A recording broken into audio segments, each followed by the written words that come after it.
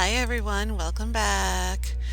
So, I will try to talk a little bit slower. I'm in a habit of talking really fast.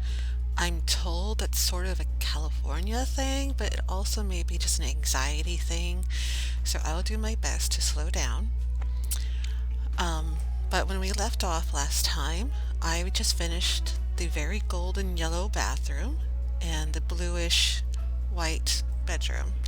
So that means it's time to finish this bathroom and this room. I'm actually thinking of turning this room into sort of a study, um, hobbies type room.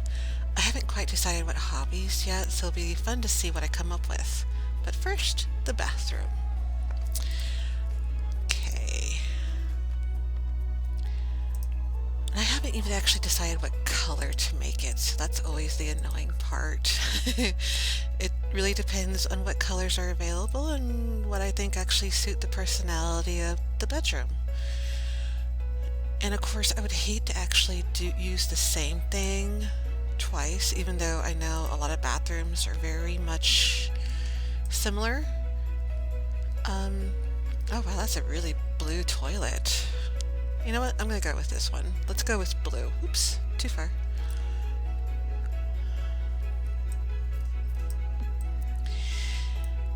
I had a very interesting day today. I am still sort of recovering from my heat exhaustion that I had yesterday after talking to a friend of mine who does a lot of stuff outdoors. Like she even has a horse, for example, and she does some work with horses and animals in the outdoors. So she knew better than I would, anyways, what I was dealing with. And she's like, "Yeah, it sounded like you had heat exhaustion."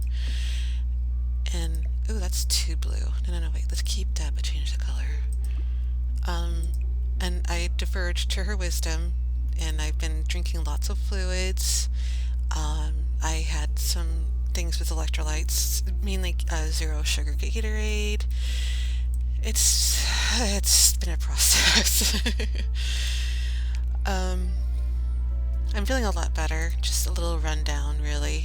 Let's see what shade of ooh. All right, let's go with this one. For this bathroom, I'm thinking of making the shower and the bathtub separate, just for the fun of it. It would be boring to have the same thing over and over again. Um, though if you like it, why bother changing, right? Space bucket. Oh my god, I love the name of these things. Tub floor inscribed with a map of the Coswell crash site. Makes me think of Roswell. You know, speaking of Roswell, has anybody ever actually tried the Strangerville alien mystery? I actually managed to get fairly close to that alien and then I died. And I have not been able to beat it since, and I just kind of gave up on it. But it's interesting how they're starting to add stories and scenarios to everything. Um, I'm not sure all of it would be for me, the stories and scenarios, I mean, if only because, well, sometimes I just want to play my sim and have their own little thing going on and not deal with everything else that's going on in the world. Um, though admittedly that is sort of something I kind of missed from Sims 2 and 3. Um, like the Goth family, for instance, supposedly there's a story there, and a couple other Sims, like the oh my gosh, what were they called? The Caliente sisters, I think, with them having a relationship with this one guy, but they didn't know it, I think it was. Oh my gosh, I'm totally lost now. Uh, but yeah, sometimes those things were kind of fun, but I don't know. Sometimes it's, oops, hang on. There we go. No, let's try go up. Go up. Okay, apparently this one won't go up. Okay, that's interesting. Let's try you.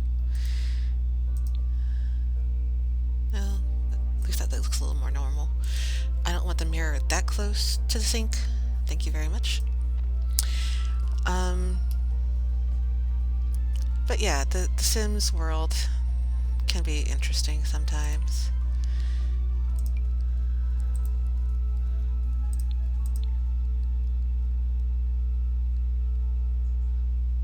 You know, looking at this toilet paper placement actually makes me think of, I don't know what it's like in the men's bathroom, but in the women's, I swear the toilet paper dispenser is always too low, and I wish it would be higher.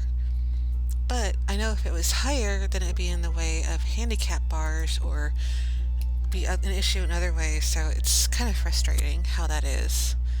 But quite honestly, they just need to make the stalls a little bit bigger and a little more comfortable. And I'm not even talking about the handicap stalls, I'm just talking about the regular stalls. Like, please, let me have some room. I need to breathe. Oops. Come on, over here. Can't you get any closer? Nope. There you go. No. Okay, I guess not.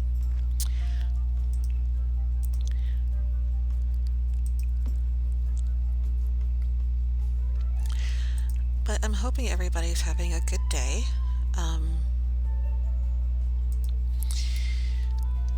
There's a lot of things going on internationally, locally. I can't even imagine what it's like for people in other countries right now, like the Ukraine. I'm not trying to turn this into like a political discussion, but just be careful out there. That's all I'm really going to say.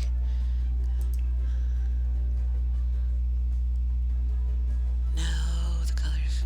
Oh, that's weird. That's interesting. If you change some of the colors on this Shelly's Shells towel ring, sometimes the handlebar and the ring, or whatever you want to call it, change color, and sometimes they don't. And that is very peculiar. Okay, that's a good color. Actually, I'm gonna... There you go. Have a little hand towel for when you're washing your hands, and this for the body. Yeah, that'll do. I wonder... No, that again, no way. And this is where having the mod with helping you to move stuff would actually help. So you can actually cram this little soap dispenser over here, put the toothbrush over here, and I could put a little cute little plant up here. I'm not sure if I can though. It may not have enough room. No. Oops. Hey, I sort of got enough room. Okay. The things we do to try to make it work. There we go. Now this is a proper bathroom. Ish. Gotta have a little bath towel, because I don't know about you folks, but no matter what I do, my floor is never 100% clean. And when you have 4 cats running around with cat litter between their toes, and a 9-year-old who likes to traipse through the mud and the dirt and bring in God knows what, a bath towel kind of helps. You don't want to step on icky stuff. This might work. Oh, that's pretty big. Nope, nope, nope, nope. That's too big. What about this one? Too big. Next. Magic carpet. That's adorable.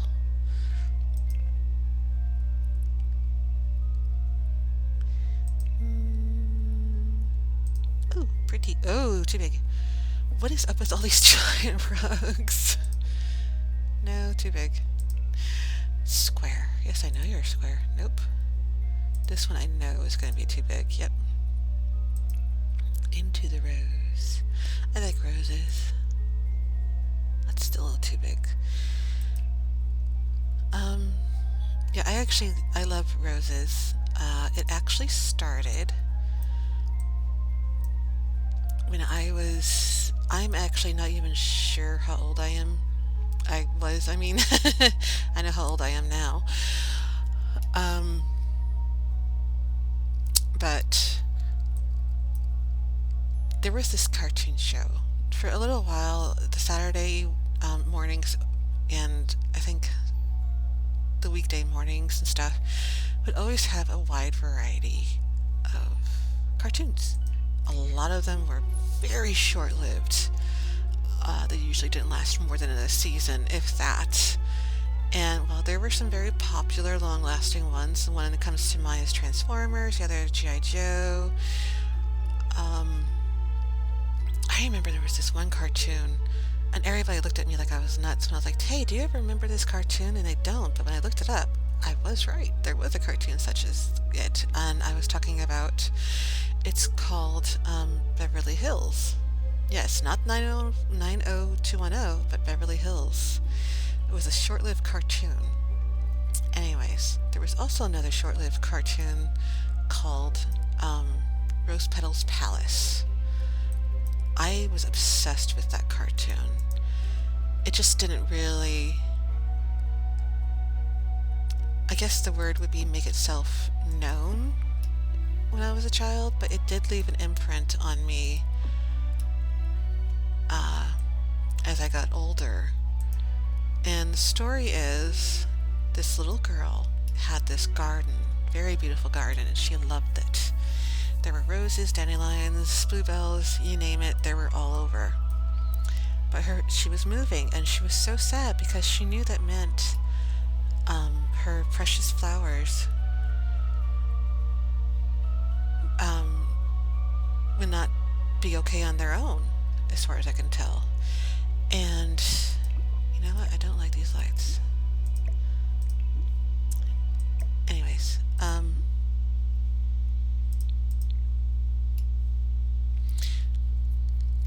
anyway, so she made a wish that they would be safe, and then as she left, the flowers came to life. And the ruler of the flowers was Rose Petal. And she actually had this little teardrop crystal on her rose gown, I guess you can say. That was actually the little girl's tear when she was crying. And so Rose Petal and her friends would all keep the garden safe from, I don't even know what it was now. I think a spider or some other insects that would kill, I guess, the flowers. So, I liked it, and it left a really powerful impression on me that I remember years later when I got older, and I would start obsessing over the idea of roses, the symbology of it all, in my artwork and my stories, to the point where one day my mother actually, she's like, where did this idea come from? You're always so obsessed with flowers. And I didn't know, because I had forgotten about Rose Petal's Palace. So one day I'm digging through my memories and I'm trying to figure it out. And I finally do, and I look it up, and this is when Google was finally around and we had internet and everything, and I was like, hey, this is why. I just didn't remember it, but it definitely left an impression on me, and I would use roses in everything, in stories, artwork, you name it, I did it.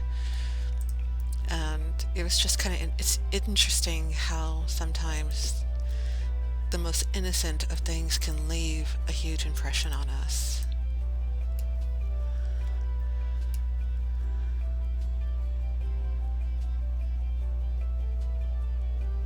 I think I like this bathroom.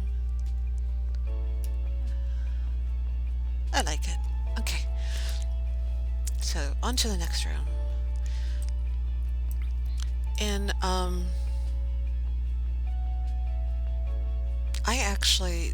I have a few things that I'm rather obsessed about, so to speak. One of them, as I mentioned, is roses. The other is the color silver. I'm still not 100% sure why, but the closest I was able to get to was one day, a long time ago, I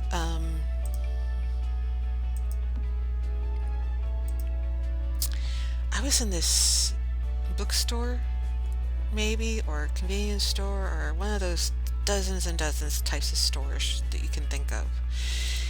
And they had like this little personality rock hard. Most of the time I would dismiss it as completely nonsense, but this one kind of got to me because it said if this is your favorite color, this is your personality type or something of the sort. Most of the time they always got me wrong. But one day I'm looking at this, and of course the closest thing to silver is light gray, because that's basically what silver is. It's just light gray with a metallic sheen to it. And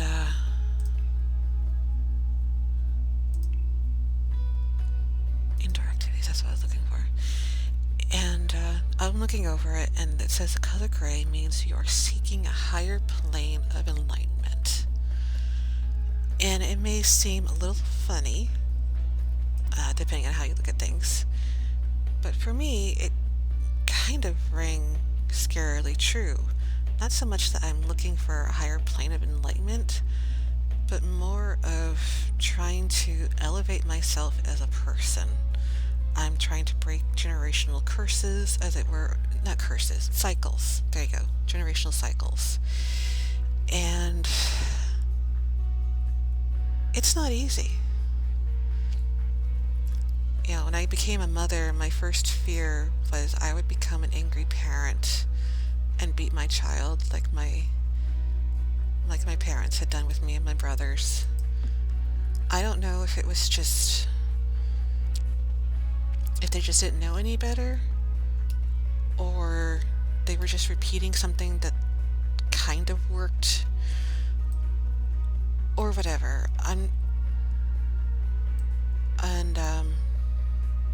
My mother had made some mistakes too. After my parents divorced, my brothers and I picked living with her most of the time. She was kind of like the primary parent, and we saw my father on the weekends. Not always, but frequently. And my mother made some mistakes too. She chose her boyfriends over her children, and that's not always easy. And so when I had my son, I made the decision that, there we go, if I were to get entangled, as it were, in a relationship, my son would come first. Because, wow, that's a big difference. Because he would deserve better than that, and I deserved better than that. I wasn't going to uproot my life unless I was absolutely 100% sure that this relationship was going somewhere. And I learned other ways of how to be a parent. And it's not always easy. It really isn't. I've made some mistakes with my son. Completely admit it.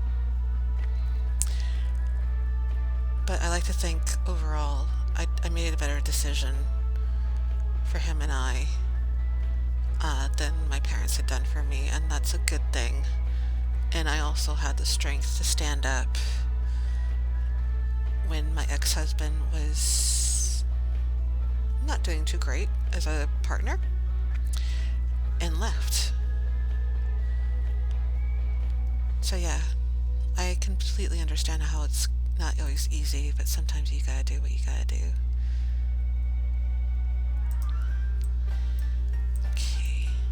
I wanted to put a bike in here, just to give the option for an outdoorsy type sim, but I don't like this bike. So I'm going to go with chess set. And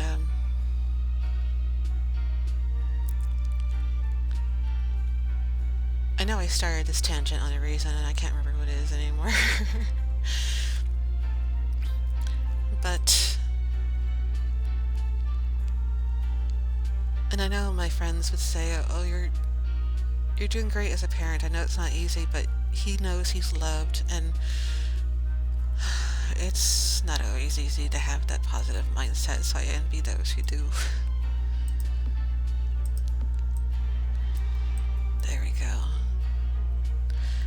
I'm not going to put a bookshelf in here, just because I feel like the ones in the living room, sitting room is pretty decent.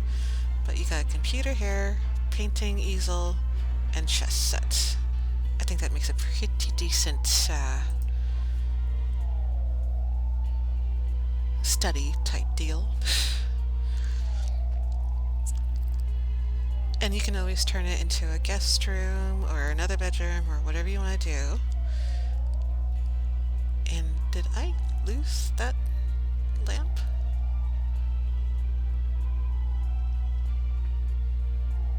Ah, here it is. I was looking for this.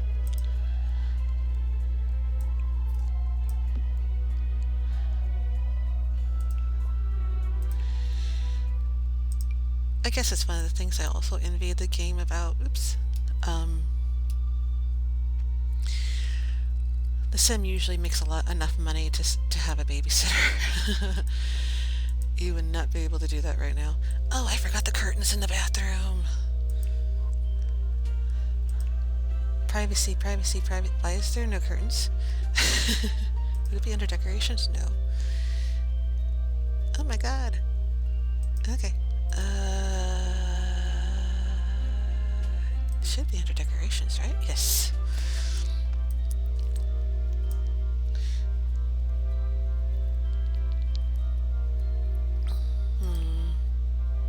No. What's the difference? I literally can't see the difference between the two of these. Okay. Oh, I love bamboo blinds. Okay, yeah. I know that's a weird statement to make. I used to live in Southern California, and my mother rarely ever needed to have the AC on for quite a long time. She really ever needed to because she had these bamboo blinds. I can't remember if it was inside the house or if it was outside, and only on certain windows was needed due to the direction of the sun, and she would just lower it, and the bamboo pretty much insulated the house, and it was so incredible. I thought that was awesome, and I never forgot. And ooh, that's too big. And I've always been wanting to do that for my own house, especially for this giant picture window I have in my living room. Come on, up, up. Nope, you did it before. Oh, you suck. And during the summer, the picture window in my house can get ungodly hot. And it's because that's where the sun rises. And by the time the afternoon comes, it's just so freaking warm in here that it can be really frustrating. And I would love to have a big giant bamboo blind, maybe in front of the curtain or, in place of the curtain, something. Just so I'm not dying in my living room every time it gets too hot. Nope, too big. That's another thing I kind of miss about the other games. They actually gave you the option for 1 pane curtain, 2 pane, 3, whereas these you're kind of taking a guess here, and it's really annoying. That kind of work. Hey, what? Oh, for the love of Pete. Oops, I know. There we go.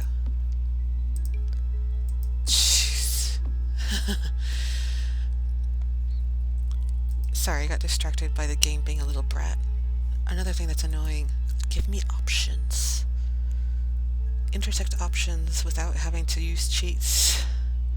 Let's see, what kind of wood grain was this? Because I don't want to repeat myself. The key thing to decorating, I think, or designing, is not to repeat the things that you've used to make it look unique.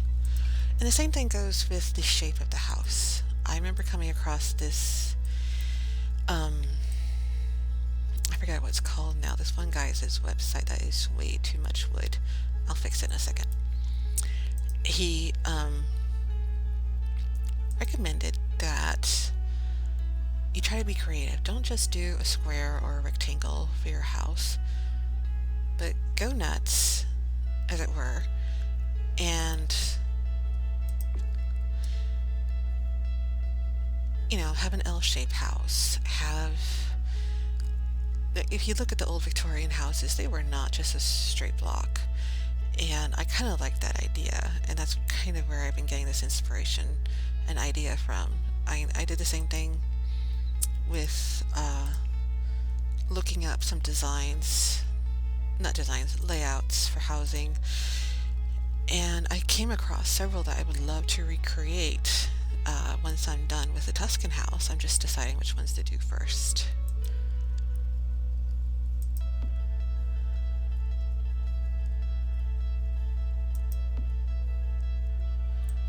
Don't want to be too dark. Oh, damn. Really? I can't get that close? Oy vey. Okay.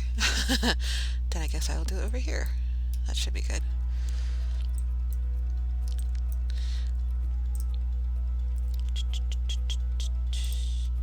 Rugs, that's what I'm looking for.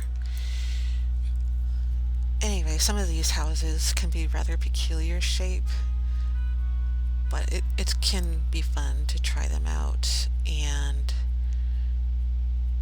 just see what happens. Okay. I don't know, I think this kind of works. I like it. For a minute there, I couldn't look out the window. I'm like, why is it all gray and through the window? Then I realized it's just a sidewalk outside. Paintings. We need paintings.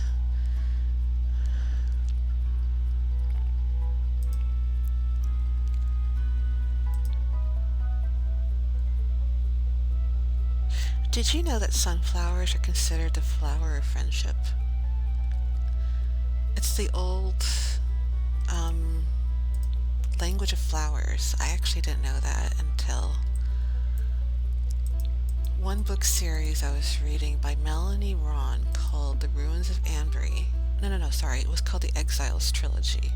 The first book was called The Ruins of Ambury, and the second one was The Matched Capital. Sadly, she has yet to finish her third, and I'm not sure if it's ever going to be done. But she talked about language of flowers in the first book, and I got intrigued by it, and it's fascinating. I think it was really heavily used in the Victorian time. It could be a way of communicating with someone you're courting, like, hey, I like you, may I see you? And she could respond by wearing a flower or the like. Or if you wanted to tell someone you detested them without actually being obvious, as it were, there are flowers to do that too. And I kind of thought it was fascinating, and I found out. I mean, the obvious red roses are the symbol of love and passionate love, but a white rose is a symbol of pure love, which is why it's so heavily used in weddings. And yellow rose, I think, was a symbol of friendship. And I don't know, I thought it was kind of fascinating.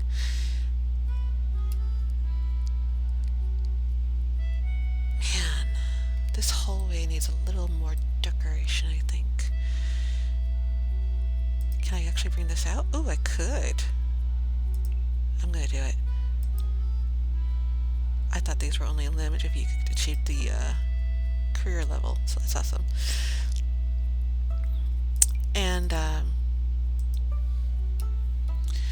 just thought it was kind of interesting that flowers can actually have a language of their own. And, you know, if you were trying to send a message to somebody, you can do so. And depending on how you interpreted it, would make a difference. So I kind of like the way this wallpaper and floor with that rug looks. It's very fetching. And I managed to do this a lot faster than I expected. So, yay me. Alright, so we finished, oops, there you go. We finished this bathroom for this bedroom. We finished the spare room, as I'm going to call it for now. And so that leaves the primary bedroom and bathroom. And then the dining table area, the laundry room, breakfast nook, breakfast nook. Ugh, I swear I can talk. And the kitchen. So I would say we're about halfway done. I just actually might be able to finish this before I start my new job on Monday. Yay! The schedule may change after that, but I find this very therapeutic for me, and it may be a great way for me to de-stress. So we'll see what happens, and I will let you know. Until then, I hope you enjoyed today's video. Don't forget to like and subscribe, and I will see you next time. Bye!